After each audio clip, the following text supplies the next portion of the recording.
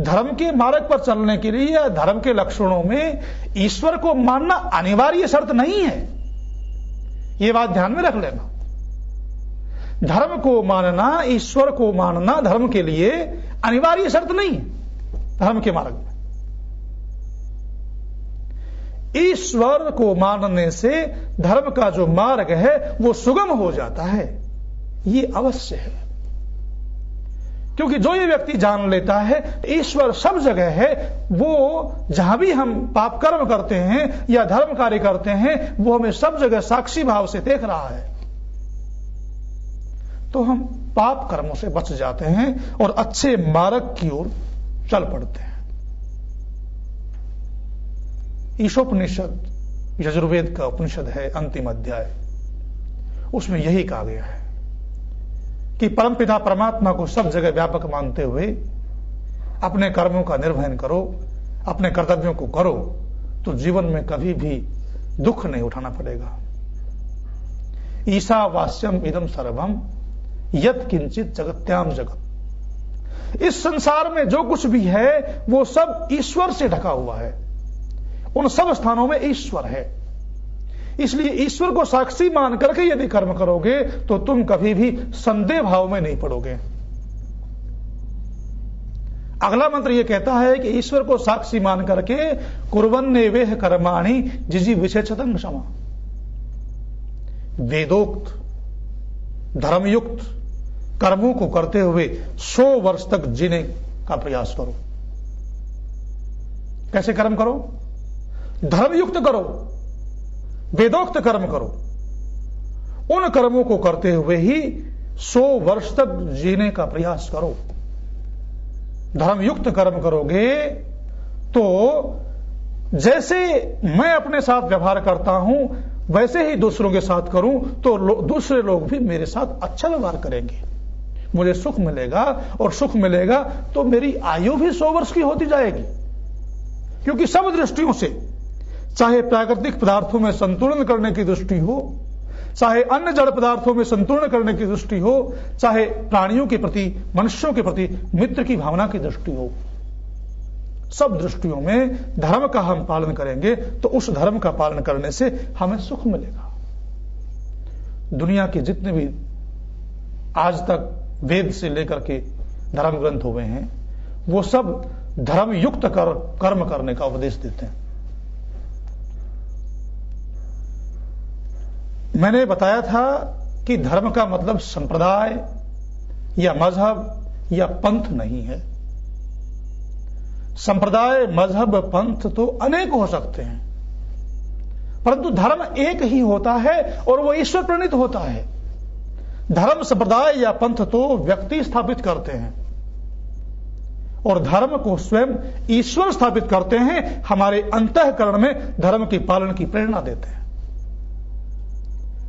हम जब कोई गलत काम करते हैं तो हमारे हृदय में जो आवाज आती है, भय, शंका और लज्जा उत्पन्न होती है, वो परमपिता परमात्मा की ओर से होती है, और आनंद, उत्साह और प्रीति की वृद्धि होती है, वो भी परमपिता परमात्मा की ओर से होती है।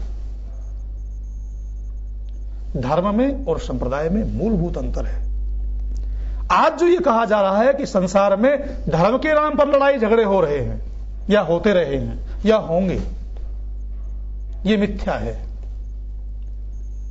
वर्तमान में लोगों को धर्म की परिभाषा समझ में ही नहीं आ रही है, धर्म क्या होता है ये जानते ही नहीं है।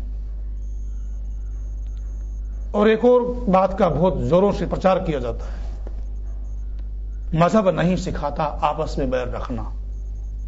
एक तरफ तो ये कहते हैं कि धर्म के नाम से झगड़े होते हैं और एक तरफ उससे विपरीत बात कहते हैं कि मजहब नहीं सिखाता आपस में बैर रखना, जबकि तथ्य यह है कि मजहब ही सिखाता है आपस में बैर रखना। दुनिया में जितनी भी लड़ाइयां हुई हैं या हो रही हैं या होंगी आगे भी, वो सब अपनी विचारधारा को आगे बढ़ाने के लिए होती हैं, अपनी बात को मनवाने के लिए होती, और अपनी बात को जहां मनवाने की बाध्यता होती है, अपनी बात को मनवाने का जहां आग्रह होता है, अपनी विचारधारा की कट्टरता को जहां फैलाने की बात होती है, वही संप्रदाय होता है, वही मजहब होता है, वही पंथ होता है, उसे ही मत कहा जाता है। यही कारण था कि हमारे देश भारतवर्ष में विदेशी लोग एक हाथ में अपने संप्रदाय की पुस्तक को लेकर के और एक हाथ में तलवार लेकर के यहां आए थे। उस तलवार के बल पर और उस अपने संप्रदाय की पुस्तक के बल पर सारे देश को अत्याचार से युक्त कर दिया था, सारे देश पर अन्याय ढाया था। वो धर्म के नाम पर नहीं हुआ, संप्रदाय के नाम पर हुआ।